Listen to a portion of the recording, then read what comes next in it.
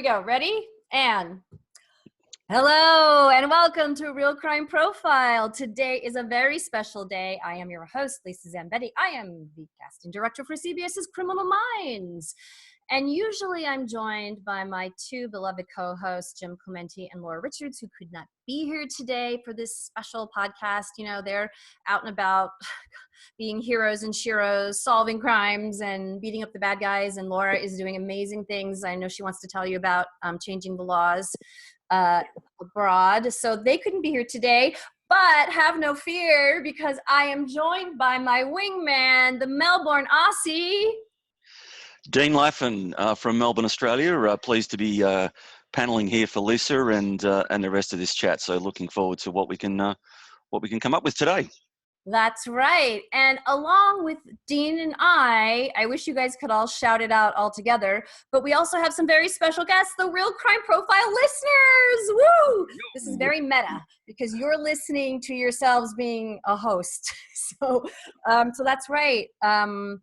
We're going to be talking about a book that hopefully we've all read, or at least read the article about, and Real Crime Profile listeners are going to be chiming in via audio, and they're also going to be texting me, or what do you call it, chatting me questions and comments. So please weigh in. We want to hear what you think. This is our second book club. The first book that we read was, Dean? I'll be gone before dark. Thank you for putting me on the spot. I'm so glad that it was such an impression on you that you remember the book. Yeah. So it was all begun. I'm working. I'm looking at who's got their hands up. I'm looking at other people. I know. Pressure. Front of house, I'm back of house. I know. Oh, did anybody else lose Lisa's audio? Okay, but hopefully that'll get to anyway. So our first book was All Begun in the Dark by the wonderful, the late, great Michelle McNamara. But this, for some reason, we picked another book about a serial rapist called A False Report, A True Story by T. Christian Miller and Ken Armstrong. So listen, even if you haven't read this book, I have posted the Publica article that you could read. It's an excellent, actually, Dean, you gave me that article. I didn't even know it was out there. You can read that. But even if you haven't done any of that, we're going to be talking about the case itself as it's, depicted in this book. And the case is really just, you can't make this shit up, right? It's just one of these amazingly horrible things. So we're going to be talking about that. However, before we start talking about this book, I do want to warn listeners. I want to give you a trigger warning, okay? Because we're going to be talking about some very graphic sexual assaults. So if you or anyone you love has experienced this, it may be quite an emotional trigger to talk about this. On the other hand, you may welcome us talking about this. It may be cathartic for you. I don't know where you're at, but please, take care of yourself. If this is not the subject matter for you, then, take care of yourself. But know that you are welcome here, and we want to hear from you. And but I just want to give you that warning before we jump in.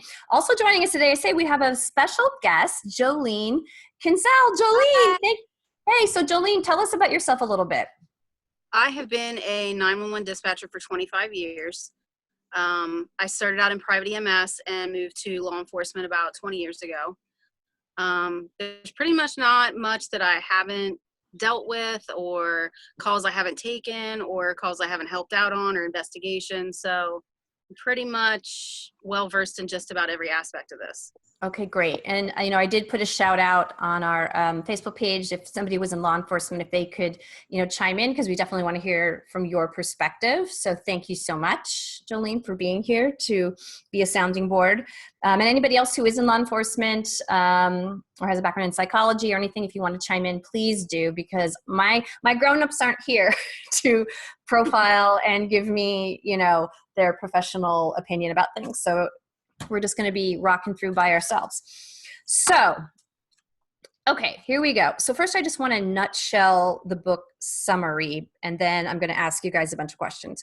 So in a nutshell, this book could have started a million different ways, because there's so many different points of view in this book.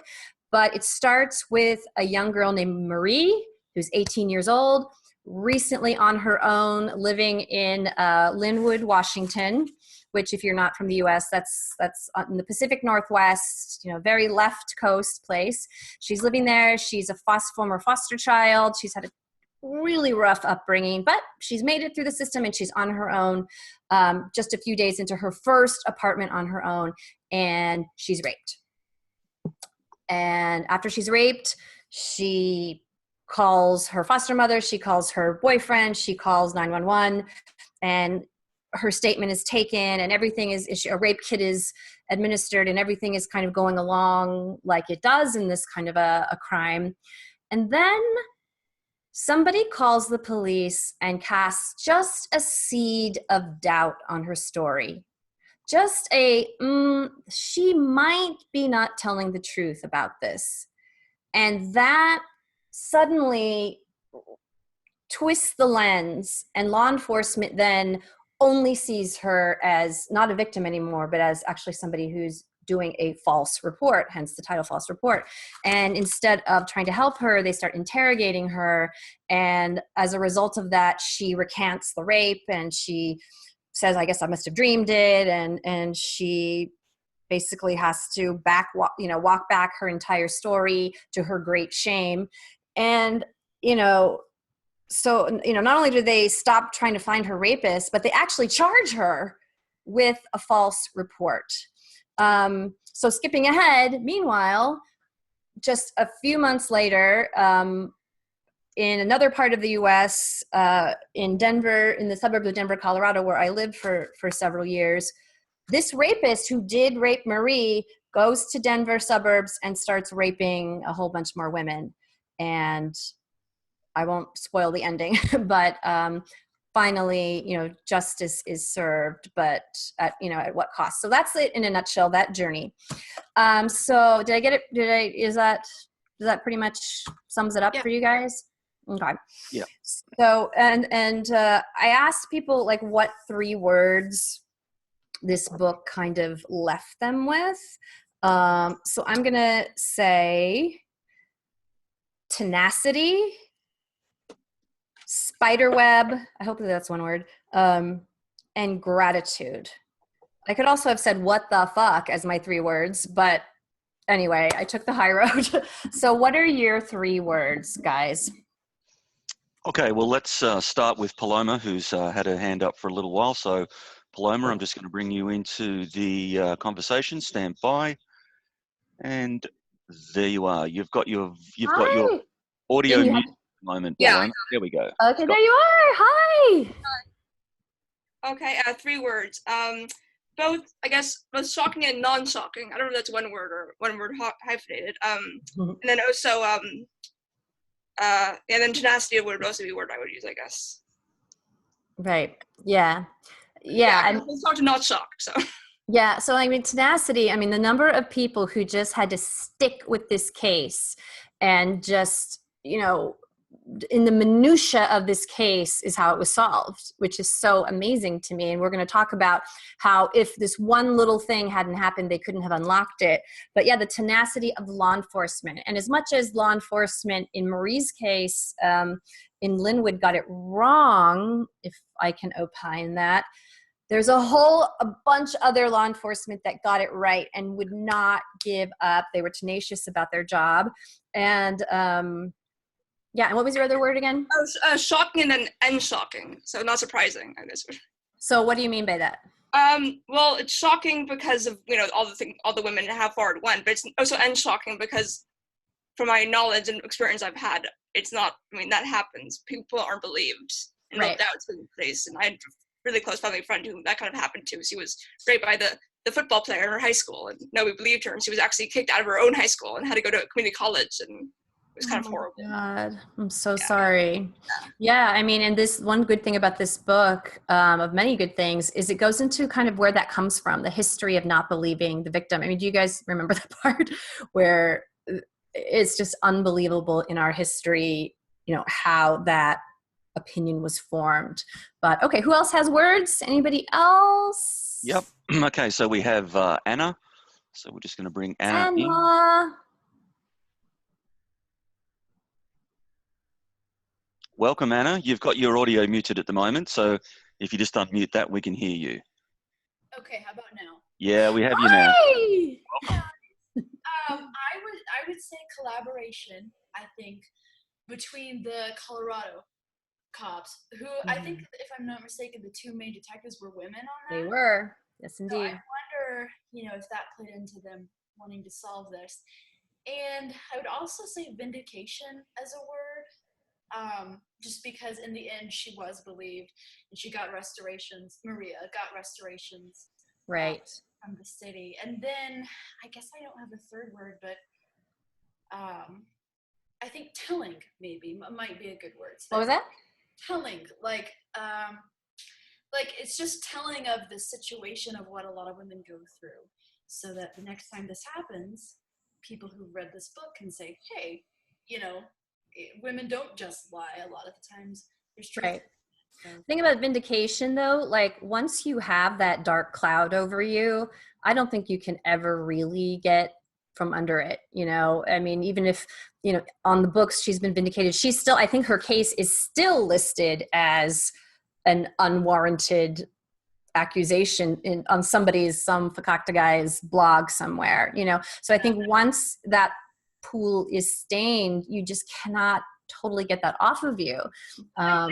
it was good to read that she herself was able to have a job and have a family, and she's Right. a survivor story of not only this assault but also of the system. Growing up as a foster kid, she really is a survivor of two major things. So. Right. That's really astonishing. And they describe her as never really becoming embittered, which is amazing when you think about it. Anybody else have words that we want to go through?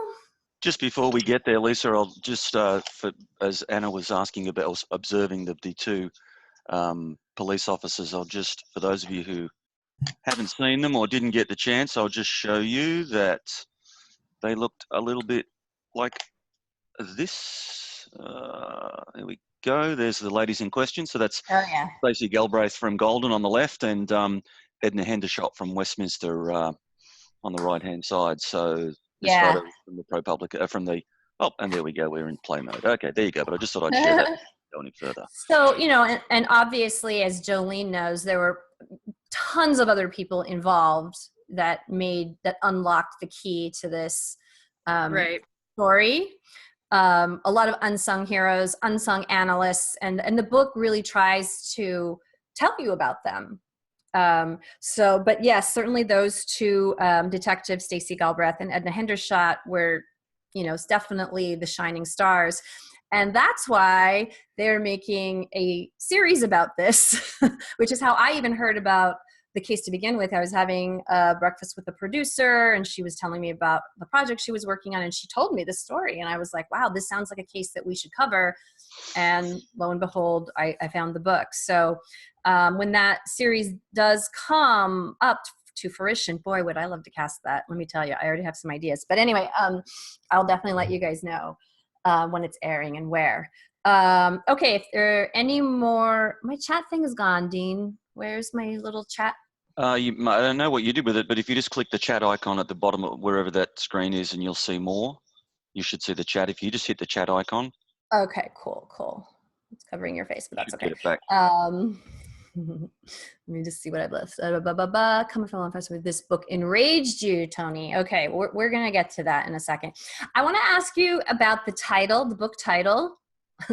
Now, let me tell you, All Be Gone in the Dark is a killer, no pun intended, title. I mean, that is like an amazing title for a book. It's just so intriguing. But what did you think of the title of this book? Okay, Wendy. Sorry. Yeah, sorry, Jolene, go ahead. I thought it was kind of misleading at first. I mean, I don't know. At first blush, I think the title itself was a little bit misleading at first, like the false report aspect of it. And then, I mean, the outcome obviously was totally amazing. But when I first picked it up, that's not the story that I thought that I was going to be reading from. If you hadn't read the inside cover, I guess I should say. Yeah, I mean, that's what occurred to me, that it sounded, because I didn't know what a false report was, so we come to know what it is. It sounded kind of clinical and kind of like, it didn't kind of grab you. And I'm sad about that, because it is a book that does grab you from the first page, for me anyway. I almost read the whole I didn't put it down. Yeah. And I think the title might sort of, not put people off, but like they don't really know when they crack the cover that it's going to be such a ride. And did anybody else feel that way? Okay, let's hear from Wendy. Just going to bring you in there, Wendy. So Anissa says that she didn't realize until the rapist was identified this was a true story. I thought it was fiction. Wow. And she points out that she was driving when the rapist's name was revealed. Now, we will not be saying his name on this. As you know, we're not going to glorify the offender. However, there is a very interesting point of view that comes to pass in this book that I want to talk to you about and see how you feel about it. Anyway, sorry. Yeah, Anna, so you got to... wait, no, sorry, who am I? just before we go ahead, Lisa, since it's a book report, is it reasonable to assume that people have read the book and we can talk about the conclusion? Yeah. Yeah, I think so. Yeah. Sure. All Absolutely. right, so we had Wendy. I'm sorry to keep you on hold there, but you're on air. No problem. Hey, Wendy. I had the same thoughts Jolene had with the book, and I always wondered how many people walked by that book in the bookstore and saw the title and thought it was all about how there's a prevalence of false reports of rape. Right. You know, and so the title really did bother me a lot. Yeah. Giving the wrong impression as to what the book was really about. Well, I think also if those words, a false report, don't ping with you as like an official charge, it sounds kind of vanilla. Like it doesn't sound as important as it really is. So, I mean, we certainly learned that it is a very important phrase. But yeah, and this will change when it turns into a TV series. I guarantee you it's not going to be called that. It's going to have a different title. Has there been a show about this? Because I feel like I heard this story before, like an hour, like a Discovery ID show, or I bet there has been. I don't know, Dean. I don't know if you know, or if anybody can chime in. I'm sure there is out there somewhere. It's funny Wendy says that, because I had exactly the same reaction when I started to read the book, and I'm like, wow, I haven't read this book before, but I've read this story before, and I had seen the not the ProPublica, but that article that I pointed you towards, Lisa. I'd read that about whatever it was. I think it was December last year, and it all came back to me. It's like, okay, I get it now. Yeah. Yeah. No, I feel like I've seen it on TV already once, because I remember the detectives from Colorado. That's what jogged my memory when it got into in the brothers. I remember the part about the brothers that really kind of freaked me out. So I feel like I've seen like an hour-long, true crime show, one of the million that are out there about this. Yeah, we're getting some chat now to say that there was an episode of This American Life and a couple of news stories on 48 hours. It might have been 48 hours. Yeah. Well, yeah, definitely check that out, because they do such a great job with these kind of things. And shoot, what was I going to say? Oh, so obviously it was probably very heavy in the media.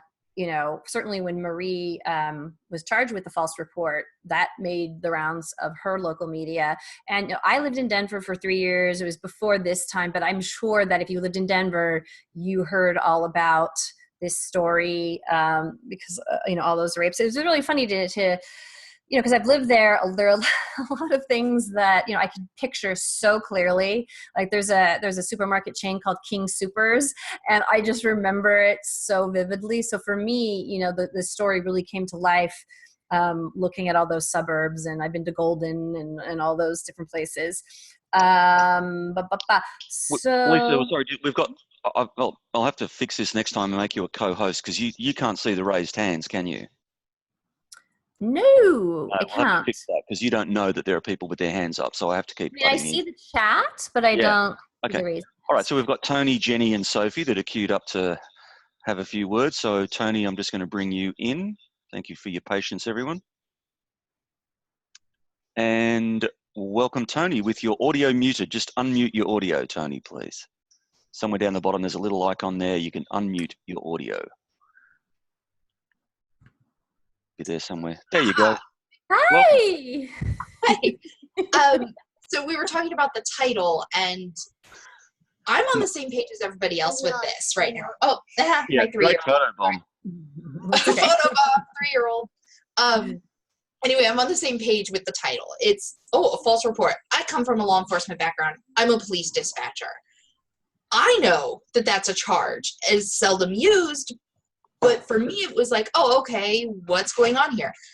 But the reality of the situation is, let's face it, title-wise, it's not Green River Running Red or In Cold Blood or any of these true crimes that captivate you. But to be honest, it's a far superior story. And it's 100% timely. And I feel like it's such a disservice, I feel like, with the title versus what it's actually talking about. It's such a disservice.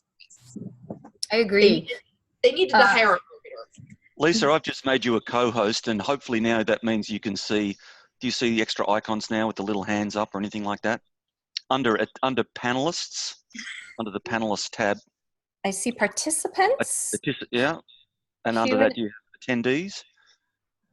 There's a tab called attendees, and if you click on it, you see people with their hands up. All these people. Oh, okay. Oh my gosh. Little Okay. yellow hands. Yes. So Jenny. Yep. Is next. Okay, great. Jenny and Sophie. So good, as long as you can see that. Jenny.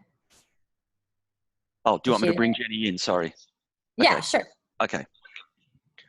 So nice to see all you guys. Really, it's just so much fun for me. Where's Jenny? Jenny, Well, there's Jenny. Jenny, just unmute your audio on the little. Hi, I remember you from last time. Hey, good to see you. You're muted, buddy. Yeah, you've got your audio muted, Jenny. Just find the little audio icon in the interface that says unmute your audio. There you go. There we go. Hi, sweetie. Hi.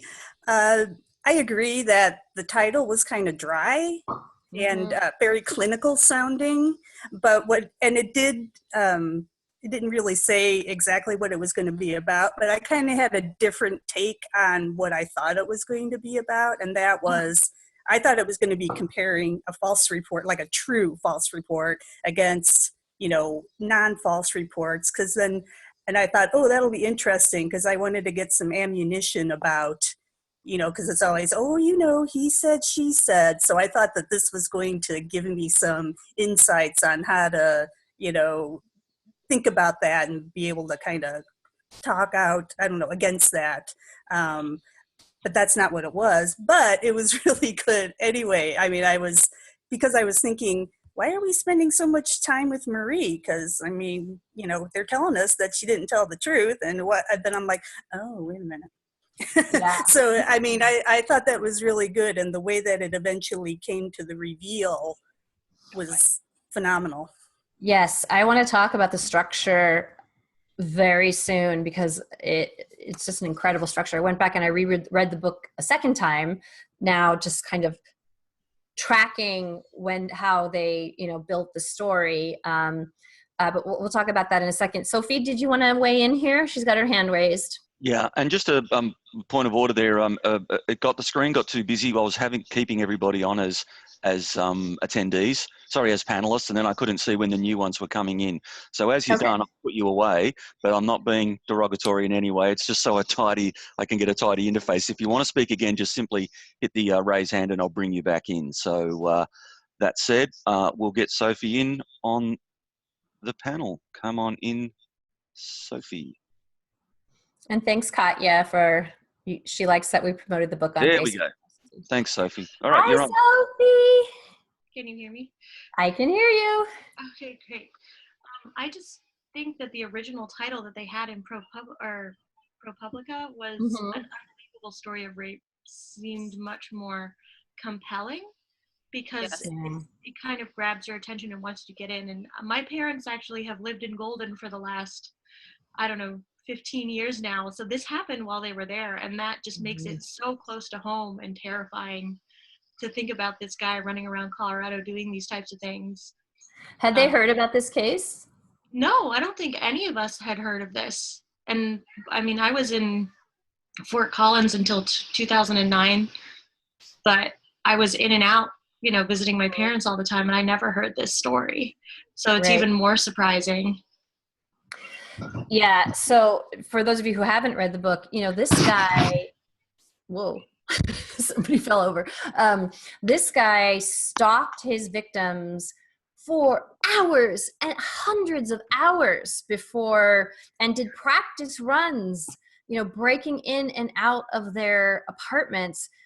I just can't imagine. That is so shocking to me that nobody saw them. And even after he had assaulted these women, and he would take the bedding. I mean, who doesn't see a guy dressed all in black, you know, with all these sheets going back to? It's just, you'd think that he would have dropped more breadcrumbs, but he didn't. I mean, he got away with this for, you know, at least until 2011. So from 2008 to 2011 that we know of, that's when he was active. But I mean, didn't that shock you on how he really just planned it out? It does remind me of Golden State Killer, East Area Rapist in a way. I mean, I was pinging that constantly. Was anybody else pinging that? Yeah, we're getting lots of chat messages saying it was just eerily similar to GSK, just the way he would case the place and the tying up, and obviously not as violent. But I think it's lucky that they caught him, because doesn't he look a lot like the East Area Rapist before he graduated to the Golden State Killer? Yeah, that's a really interesting point. If he kept going, if he would eventually have to cross that line, that's something I would love to ask Laura and Jim if that typically happens. I don't know, Jolene, do you have an insight into that at all in law enforcement? That, you know, if rapists at this level, at the serial level, do they kind of need more and more stimulation to get off? At the level that this guy was at before he was captured, I mean, his escalation point had went for so long that I can only imagine that he would have escalated up to that other echelon of, you know, insanity. But who's to say that he didn't? And we just don't know, because nobody's broke open the wretch. So Right. You know, I don't think anybody have they? I looked around to see if anybody, to my knowledge, it's still in evidence and has never been actually successfully cracked. Yeah. I don't know. I mean, unless there's something more in those secret files that he have that reveal more. But it does seem like, you know, unlike that piece of shit Golden State Killer, I mean, he did seem to have some sort of remorse for what he was doing, a self-awareness of what he was doing when he would leave his victim and apologize or say, you know, so ironically, make sure you lock your back door. Right. I mean, that just boggles my mind, you know? Yeah, it's very hard to digest that whole process that his brain went through from, in those sets of hours that he was there, however long he was there each time, to going from that to then, hey, lock your door next time. Or, you know, it just, you don't see that very often in any of these cases. I mean, you can go back through history and look at different serial killers, and you don't see that many that have those two dualities in their personality when it comes to their crime. Right. I thought it was interesting too, Lisa, that the fact that they had familial DNA, they knew that there was a familial link, but in 2011 it was, you know, long before GEDmatch, and so there wasn't a database. He wasn't in CODIS. They weren't going to find him through old-fashioned police work. So I thought that was like, just if that had happened just a bit later, they would have caught him sooner. Oh yeah, absolutely. So Jenny is talking about self-reflection, reminded her of Ed Kemper. So let's talk about the POVs in this book. Again, the structure of this book is so interesting. Now, I had a big criticism of Michelle McNamara's book, and admittedly, it was published posthumously. So, you know, I give her all of the credit in the world that she would have crafted it a little better. But in this book, you really see how you can have simultaneous stories going on, and, you know, starting in one point of time and then being able to backtrack, but connect it to, like, everything was so tight, you know, everything informed each other. Even we were going back and forth from Seattle suburbs to Denver suburbs, and going through quite a lot of characters. I mean, not just the detectives, but the analysts and the prosecutors. It all, like a spider web, connected. And you could keep following Marie's journey and keep following Detective Galbraith's journey and Detective Hendershot's journey, you know, and all of these rivers that met.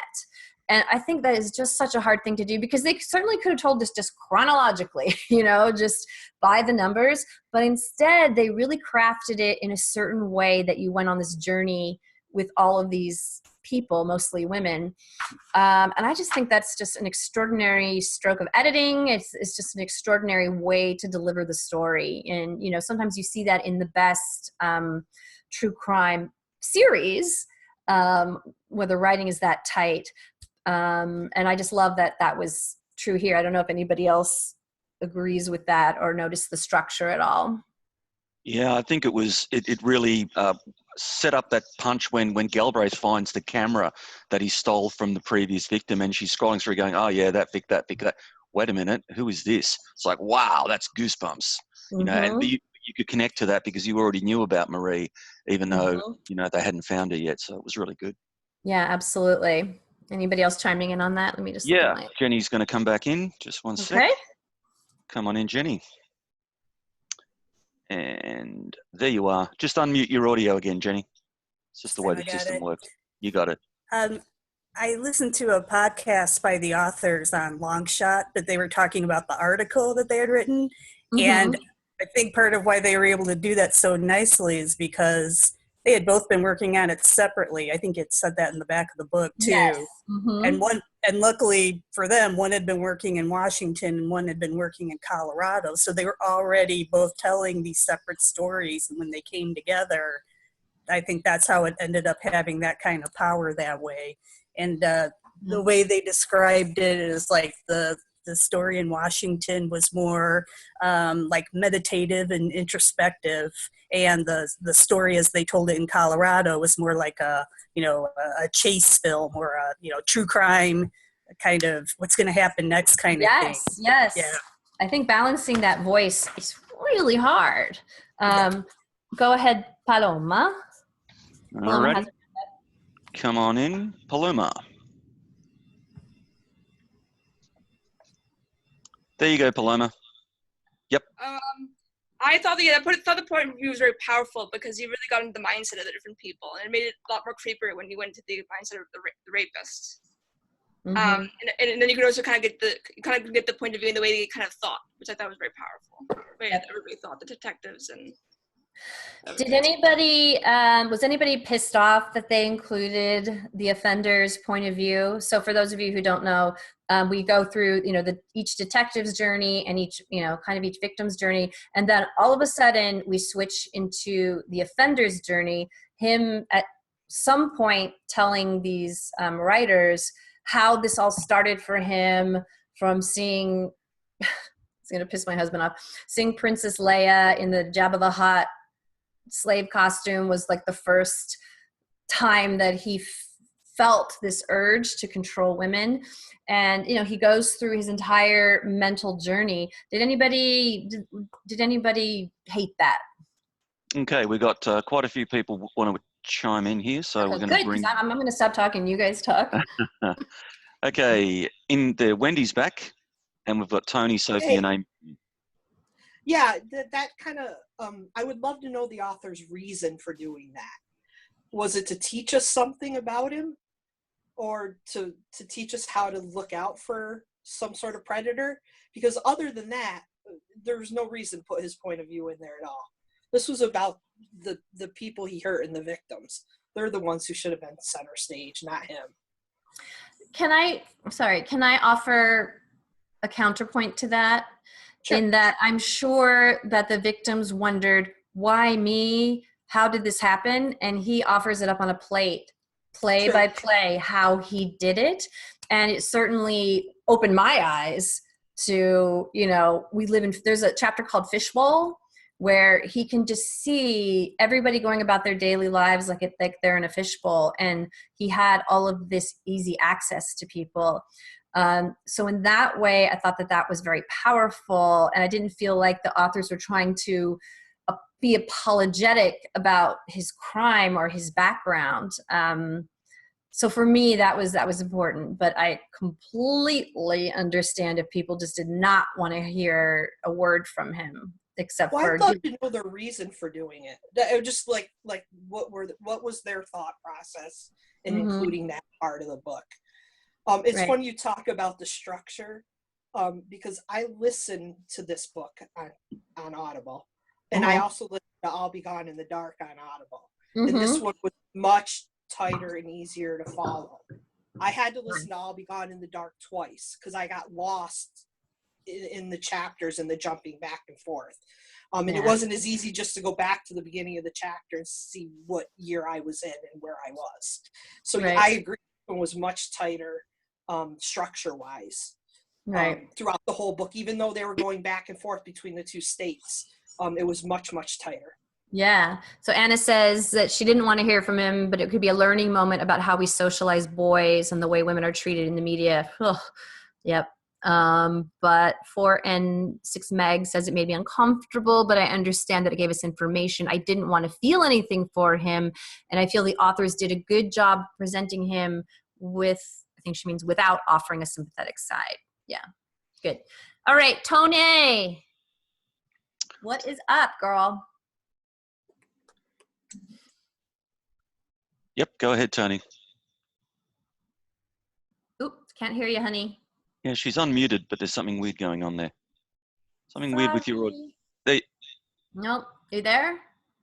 Okay. Let's have her figure that out. We'll move on back to. You know what? Can we skip down to Amy and Tracy because I don't think we've heard from them yet. I'm sorry, Soph. We'll get back to you, but. Come on in, Amy. Tony, I'm going to put you back and see if when you come back next time it's all working. Okay, Amy, unmute yourself. There you go. No, you're muted. Yeah, there's a little button at the bottom, Amy. You got to press that to unmute yourself. There it is. Hi. Yeah, hi. I think that. Hi. Sorry I'm late. There's 5 kids in my house. It was crazy.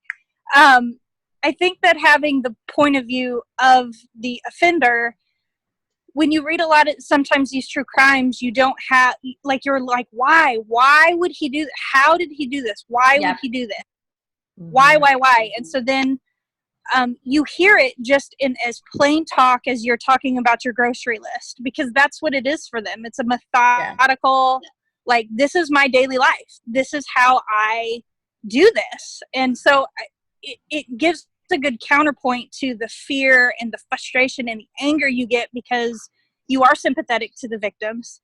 You are sympathetic because either you've been there or you know somebody that has, or, you know, there's always questions to the violence, but you don't necessarily hear how those people just get up and eat breakfast and stalk people and go to bed. So so it was surprising. I did listen to it on Audible because I knew I'd get angry and I didn't want to throw the book constantly. But it was interesting when they started giving his storyline. It was like, oh, that's who this is. And it was interesting because then you're talking it out and you're hearing it and you're like, this is weird. Like, this is your neighbor. This is someone. This is how someone can think, because those of us that don't, we just cannot fathom that whole thing. So Jim talks about this as the nice guy predator or the nice guy offender. Yes. And, this is a guy who had a brother who he lived with, who kind of knew he was on the edges of an extreme philosophy or whatever, but we all know people like that who are just all talk and whatever, but you don't imagine what they could be capable of. So it does open your eyes, and he was married, in the military, and this and that. Thanks, Anna. What was that? Anna said good lip color. I had to go to a party before this. I was like, okay, I gotta get home. I gotta do this. I gotta have a full face of makeup on. Like, it's been a whole. I gotta tell you, it's been a whole day. You look very relaxed, Amy. I can see you in your lounge chair in the backyard. Yes. You look. Yes, that's where I'm at. Like I said, I have 3 sons and they have 2 friends over. So I have 5 boys in my house, all under 14. And so I shut the door and I came outside. Oh God. My children are actually up north with their grandparents for the whole summer. Oh, nice. So I get to spend my time with you lovely people. One thing I don't want to forget, because Jim will kill me if I don't. So the offender did talk about some of the things that he studied in order to become good at his crime. And one of them is called Rape Investigation Handbook by John Savino, who is a former New York City cop, and by Brent Turvey. If you know Jim, you know how he feels about Brent Turvey, who I don't know Mr. Turvey, but he's a self-described criminal profiler. And I would say that Jim would take issue that he is a profiler.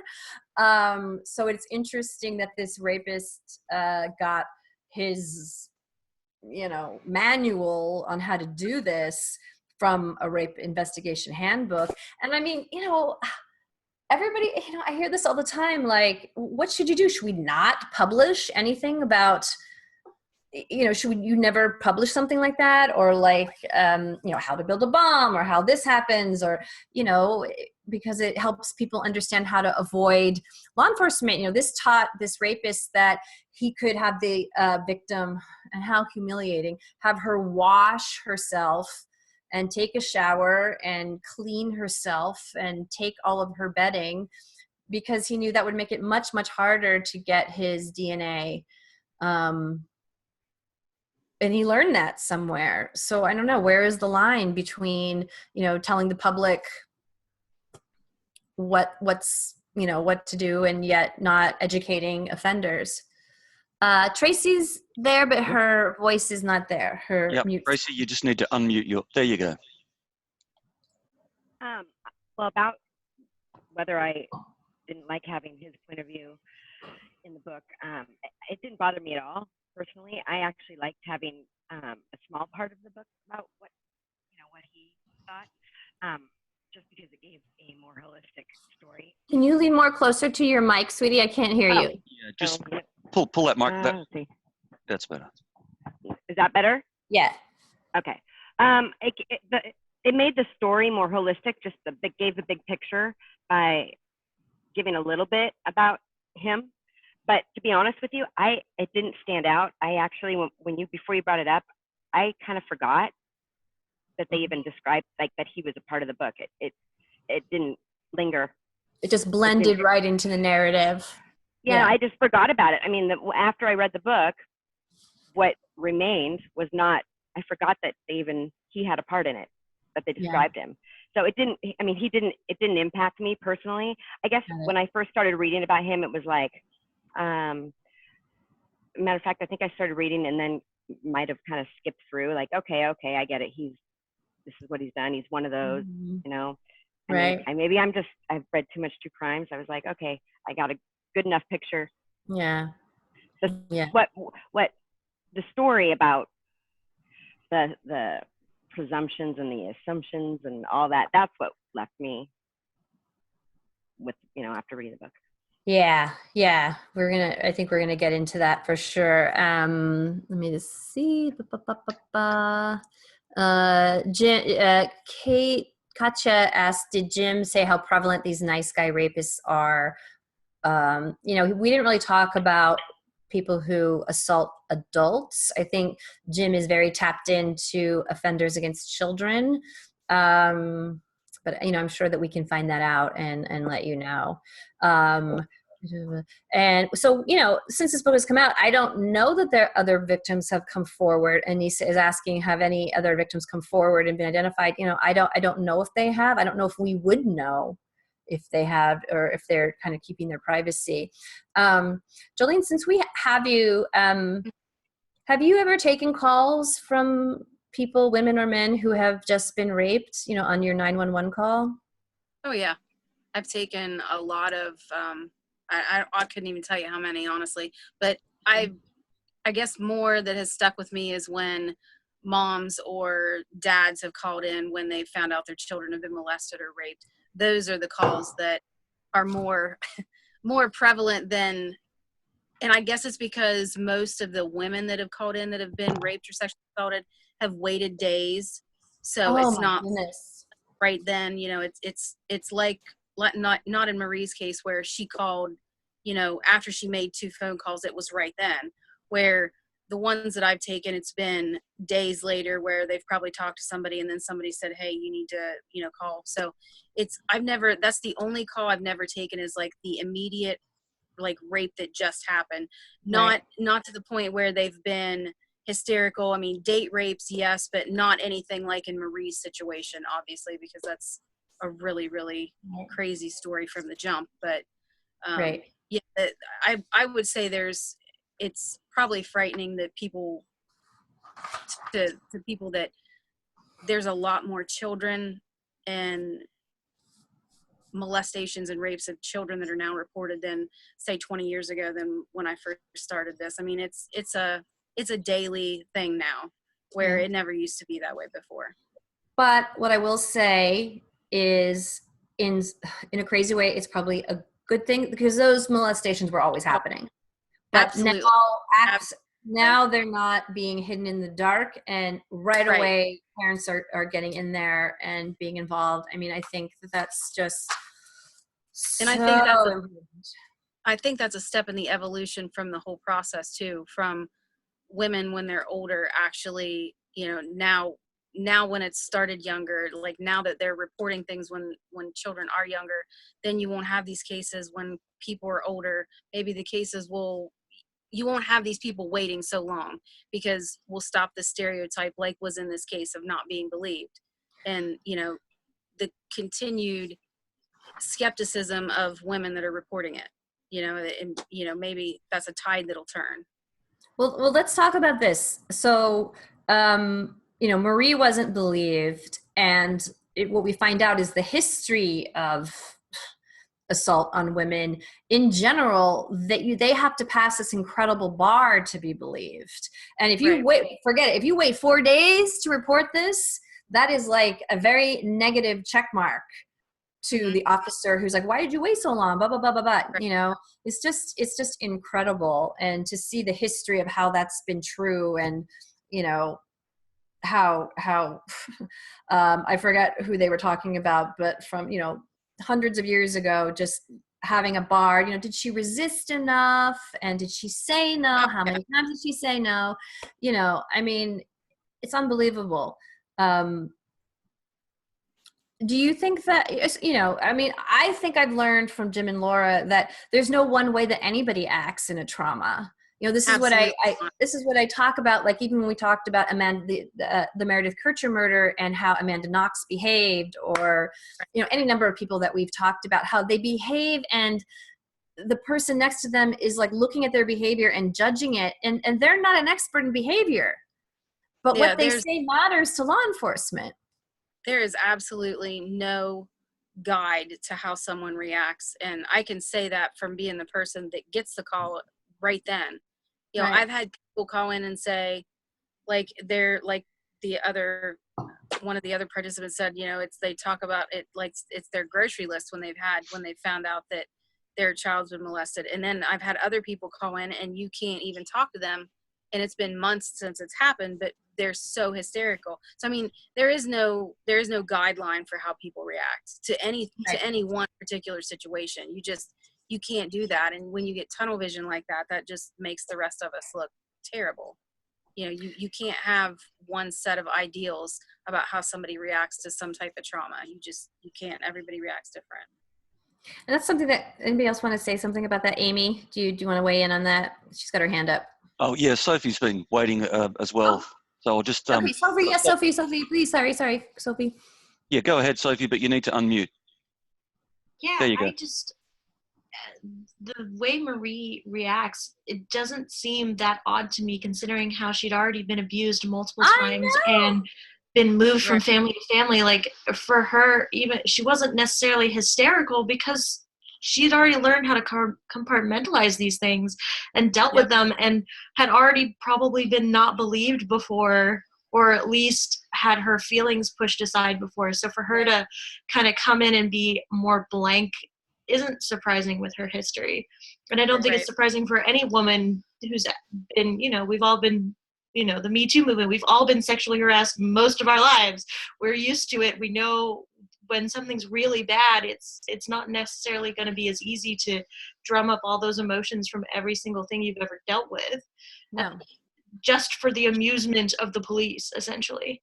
Well, there's a quote about that Marie was confronted with a world gone mad, like a world that doesn't believe her, and she's got to justify her every single movement. And and I know that is true for so many people, where they're assaulted by somebody, yet they still have to be in proximity to that person. Everybody's acting normal, like nothing happened. And yet, I understand that sort of fugue state that you could get into when you have to function in a world that is completely topsy-turvy. Lisa, I thought when they got her back in, I'd be interested to hear what people think, but the key points where Peggy even said it herself after it was all over, had I not have called in and expressed doubts to, what was his name, Mason, to Detective Mason, this thing probably would never have happened. And he took the ball and ran with it. And as we just heard, she was sexually molested at 7, and she was on Zoloft by the age of 8. How was she supposed to react? She's as who was it saying just before there, that she spent her whole life coping, and how do you get through a normal life? You've got to just deal with it internally. So that's not surprising. And then unfortunately he wasn't trained at all, obviously, in dealing with sexual assault cases. Had she have gotten Hendershot or somebody like that, this also would never have happened. She wouldn't have gotten railroaded. But anyway, sad. That's a good point, that they didn't have a sexual crimes unit. They didn't have Law and Order SVU or whatever. And this person that Marie dealt with had been in narcotics or something totally different. And he really got on the wrong track. There was another detective too, who was right there with him, interrogating her, scaring her, trying to basically say, you're going to go to jail if you don't tell us this. For an 18-year-old girl, my goodness, it must have been just overwhelming for her. And the interesting thing is that Officer Mason, or I don't know how, he's a detective or whatever, he actually came back and tried to make amends, at least, met her face to face and apologized. And this other, POS, just didn't, just vanished, would not apologize to her, just threw it under the rug. And I know that the Linwood police did do an internal and external investigation into their procedures, and hopefully they learned something. But Jesus, surely she's probably not the only one that this happened to. Yeah, that's what I was when I think her name was Peg, when she called in and said those things, like, how dare you take someone and run them through the ringer, like say those things like, oh, I think she's lying, that she's lying. And it's like, wait, like, I'm a stoic person. When bad things happen, I get quiet, I get calm, I want to listen, I want to get answers, I want people to hear, like, we need to all figure out what's going on. And if something like that were to happen, I wouldn't be in hysterics, I wouldn't be going nuts. I'm that person. And like, when they use the interrogation techniques that they use with bank robbers and career criminals to try and get her to elicit the answers that they wanted. Oh, I was just so mad. I had to pause it. I was just so mad. And it's just, it's victim shaming. It's just victim shaming in a completely different way. And it's just so. Well, I know one of the detectives said that, it's not that she always believes the victim, but she always listens to the victim and verifies. And I think that that's such an important distinction: verify, verify, verify, and not change the lens so quickly into seeing them as, a possible false report, or I don't know what they were saying, like, a date that went too far and the woman's regretful. I mean, all of that bullshit. And you guys have talked on the podcast before about how, like, when the details are there, and when the story is fluid, and the information is there, that is something to be said for. They aren't moving in tense. She wasn't shifting herself in and out of present, past, and future tenses and things like that. Like, there was a fluidity to her statement that she had to give 5 times with no sleeping. Like there was just all of these things that it just kept going, and it just kept, I knew where they were headed. I knew that they were going to discredit or somehow push her into, backing out of what she had to say because she wasn't some sort of random textbook that somebody read one time. Oh, it's just so frustrating. Yeah, I was taking notes when I was reading it that FYI, if you're ever raped, and I realize the audience I'm talking to, most likely many of you have been assaulted. Just FYI, in the future, if you are raped, make sure you memorize every detail and, fight to survive, or make sure that you have enough defense marks on your body to prove that you struggled, and make sure you say that you don't want this to be happening, or try to talk the abuser out of it, try to be on their side and go with it. And make sure you memorize everything about the attacker's face, even though you don't really want to be fucking looking at this guy's face when this is happening. And make sure you memorize everything on his body as he's assaulting you. Even though you just want to keep your eyes shut, call 911 right away, cry and act upset, and make sure you say the same story again and again and again, even if you remember something different and you don't correct your story, and just keep acting upset to anybody you see. Just keep acting upset. Otherwise, forget it. You're not reading the script. You're not playing the role. And that is just... and always wear a hazmat suit and not like a skirt. Right, yeah. Definitely don't wear shorts or a tank top. Please. Or lipstick. I don't know. I know I'm making a joke of it, but seriously, it's laughable. It's absurd. It is. Totally.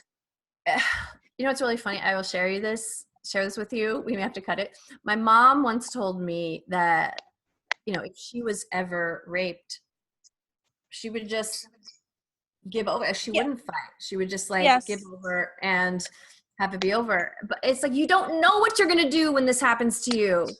You don't know who your assailant is. You don't know what they have in their mind. You don't know what you're going to do. And it's just like, it drives me crazy. Anyway, sorry, Betty. And for someone to be a former, a child that was molested, like, you regress back. There are cases where they just freeze back. They're 6 again. And so, that was her survival. That's how she survived it. That's her fight like hell. She fought like hell to be still and let him do what he needed to do so she could walk away. Right. And sometimes that's just what it is. And it's just, I was all fired up. I had a lot of feeling. Yeah, the book really, it took you there, for sure. Yeah. Okay, Dean, where are we, Dean? Do we have anybody else with their hand up? Nope. Okay. Yeah, we had Tony. Yeah, I don't mean to monopolize. No. I don't know what's happened to Tony. She might have got tired of waiting. My video went out, but my audio still might be working. Yeah, I see her name, but I don't see her. Yeah, you're right, Tony. So we've got you on audio. Audio will work. So I'm going to backtrack a little tiny bit. This whole situation, like I said, I'm a police dispatcher. I come from that background. And all I kept thinking, especially when they got to the point where they're interrogating Marie, and the second it mentioned the read technique, I was just going, oh my God, no. The read technique, at least in my department, I work for a very tiny department, and we train over everything.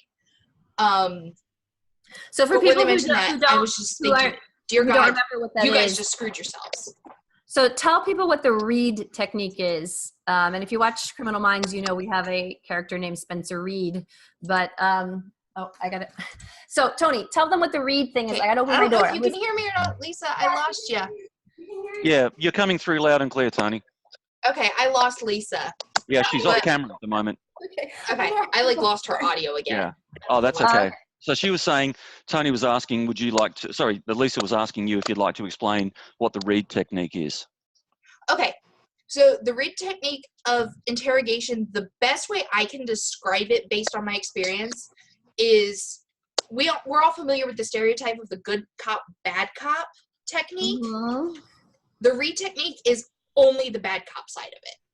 It's you drill and you drill and you drill and you don't give the person a chance to talk. And you just say, you did this, didn't you? You robbed that bank. You're the one who planned all this. You did the da-da-da-da-da-da. That stereotypical bad cop is the read technique. Yeah. And it, for generations of cops, has been the way to do it. In our department, anyone caught doing the read technique, for lack of a better term, your ass is grass. Like, it does not fly. The brass doesn't like it. The chief doesn't like it. You do not do the read technique. It's just, because it's so aggressive, it's actually been proven to elicit false confessions. And to me, what I feel like with Marie recanting her story twice, to me, that's equivalent to a false confession. She thought that was the only way to get home, or that was the only way to save her to save having a home, or it was just so coercive and controlling, and it just made me sick to realize that they were still using the read technique. And one thing I kept thinking, once again, through the lens of my department, was going, don't any of these officers have CIT training, which is crisis intervention training? Don't any of these officers have trauma-based interrogation techniques? Because sometimes you have to ask a victim these horrible questions, and to a degree, you do have to re-victimize them because you have to know what happened. Yeah. But there's a way to do it. And it's very difficult for both, because as a cop, or like in my department, our dispatchers double as backup investigators. I run criminal histories and do all kinds of stuff to help our officers. It's like, on the one hand, you want to catch the bad guy. Someone broke the law and you want to catch him. But at the same time, you don't want to re-traumatize your victim. I mean, we talk about trauma by proxy and re-victimizing. And just the whole time I'm reading this book, I genuinely had to remind myself this was 10 years ago. Maybe they just didn't know. Because I was just getting so frustrated. At one point, so I'm going to give myself away. I work for a teeny tiny department, so we have some downtime. I was reading the book at work, and at one point I legit threw the book across the dispatch center just as one of my sergeants was walking in. So I almost hit him with the book. Oh my God. What is wrong? He picks up my book, looks at it, and he goes, this sounds interesting. And we were discussing it, and even he was just appalled just at the tiny little Cliff Notes version I gave him. He's like, what kind of cops are these? And I had to remind him, it was 10 years ago. They probably didn't know any better.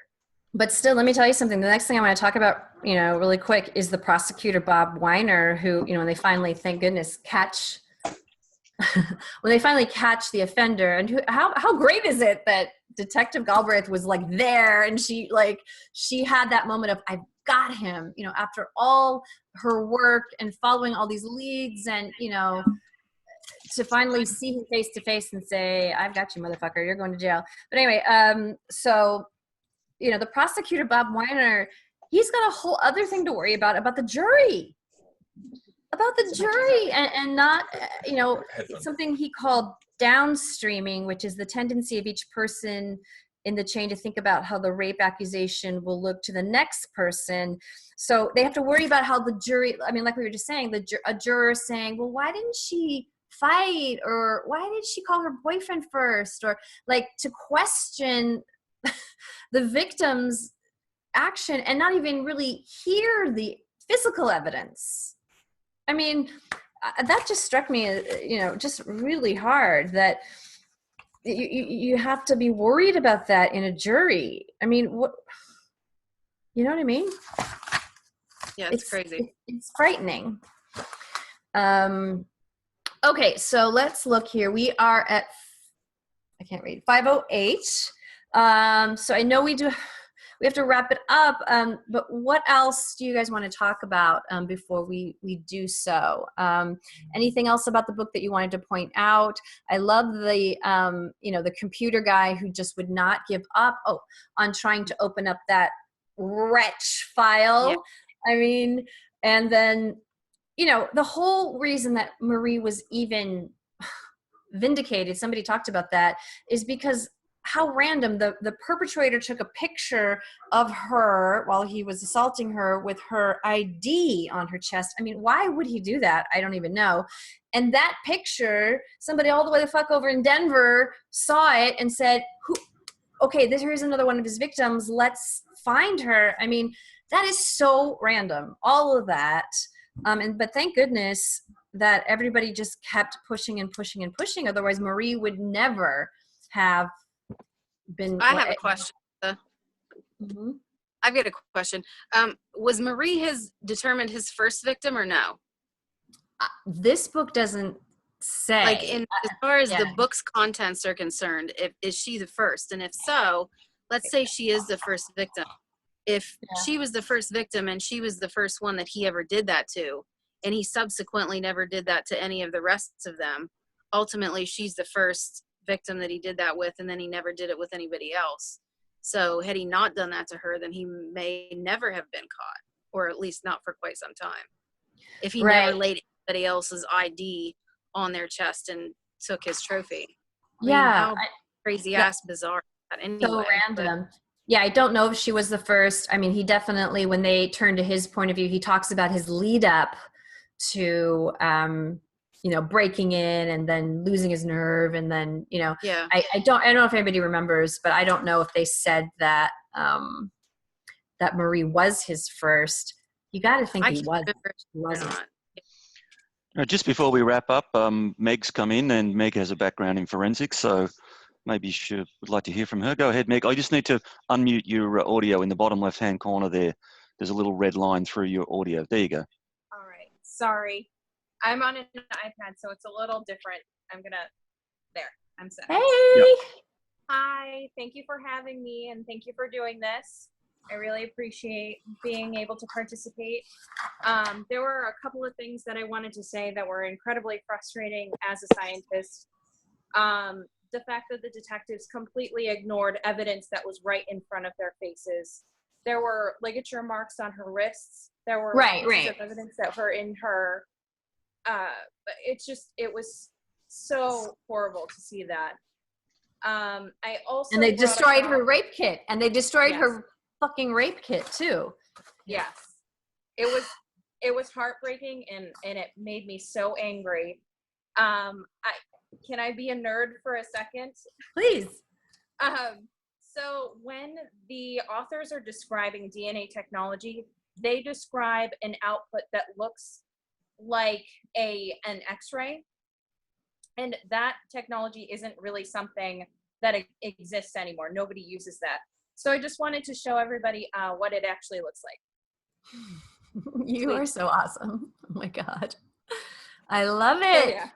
Thank you. Well, for the audio podcast, you don't want to know what she held up, but thank you so much. So that's amazing. Yeah.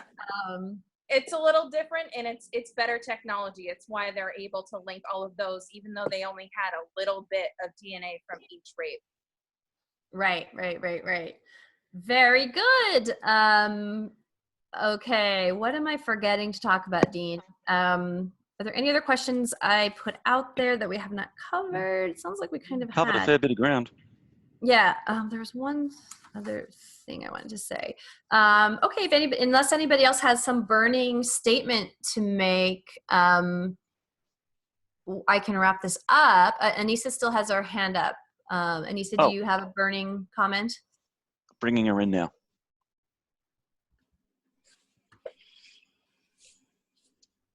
Hey. There you go. She's there. Hi. I met you at CrimeCon, and I just wanted to say, loved it. Thank you for opening this book club so that we could all be together and interact and just really weigh in with Jolene and Dean and Lisa and everybody. I am a loyal follower of the podcast, and I can't wait for the next one. Oh so my God. And I'm wearing my CrimeCon t-shirt. Woohoo! Everybody needs to go. Thank you for including us. And when's our next book club? Oh God. Okay. I don't know.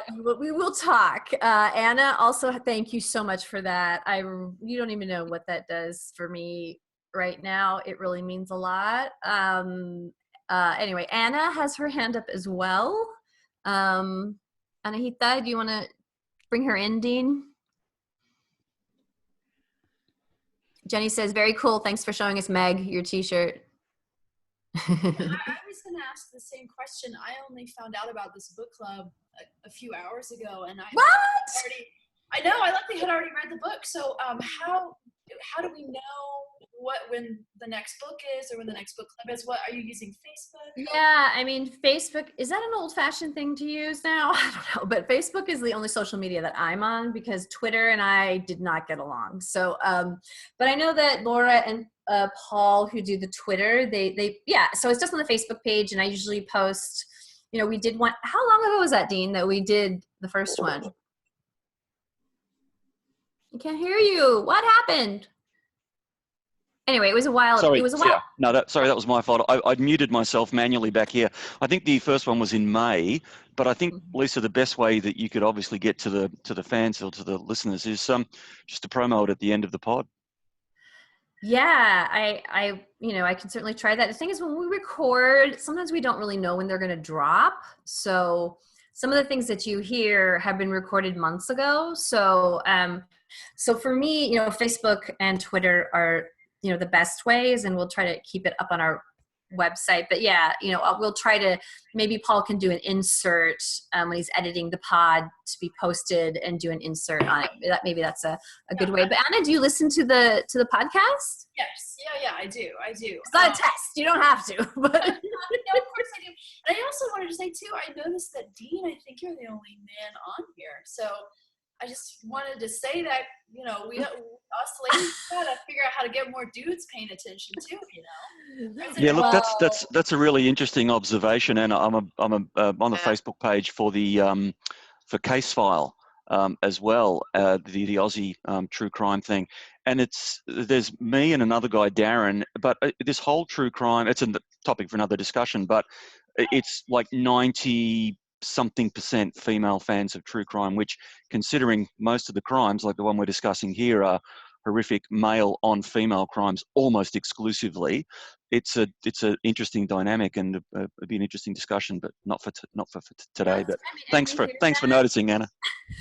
And what a man. You make up for every man out there who's not listening. Anyway, but you know, it's really true that, as you notice, many of our sponsors are female, like Hair Dye and Stitch Fix. You know, they're kind of aimed towards females, because it is an overwhelmingly female body who not only listens to true crime, but who watches shows like Criminal Minds. It's overwhelmingly female, and sometimes very young females. I'm always just astonished at how really young, I mean, my kids are not allowed to watch my show, but a lot of young women do.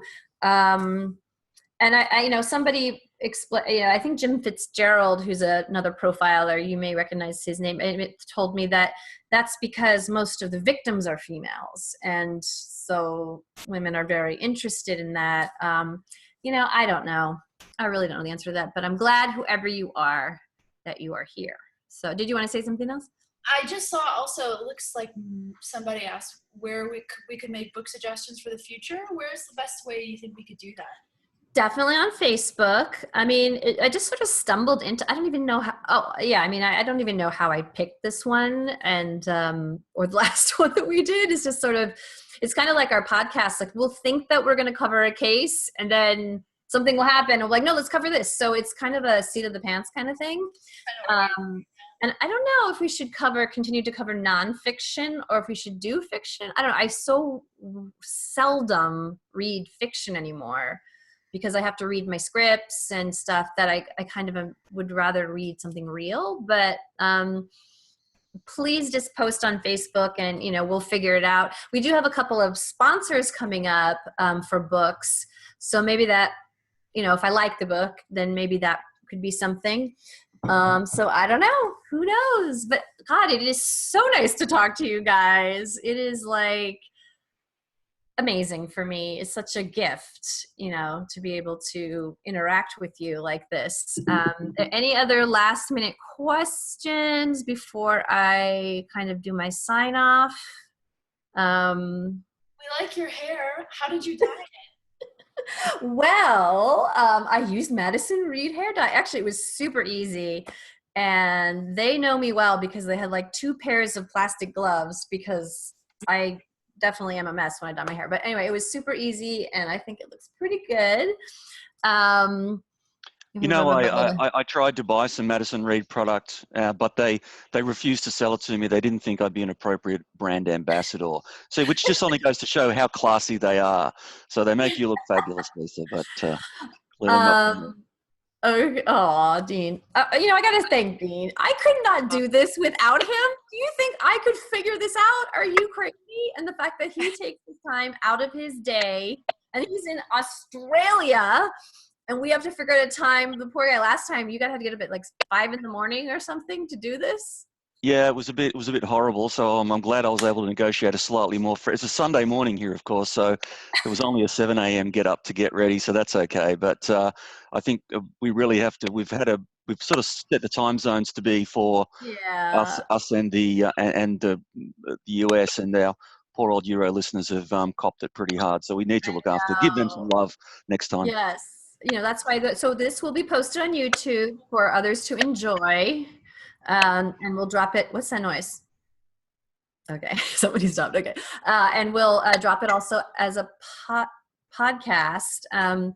But before we sign, what's that? Okay, I just want to make. Is that me? Yeah, it might be you. I'm just hearing a click. All right. That's okay. Just carry on. Okay. I just want to say that, you know, when Jim and Laura and I, you know, we created this podcast like 2 years ago, which is really old in podcast age, I guess. You know, we didn't have any idea what would happen. We just started recording. We didn't have any sponsors. We didn't have anything like that. We just started recording and just kind of threw it out there. And, you know, we are so blessed that people liked it, want to listen to it, have been fans from the beginning, and yet we still continue to get new fans. And I get, you know, I really want to acknowledge that I get emails every day from people who are suffering, who have been abused, domestic abuse, you know, child sexual abuse. They all want to tell their stories. And I'm so, so grateful that you do that you feel that that's a conduit for you to reach out to. And, you know, when we can help, we try to.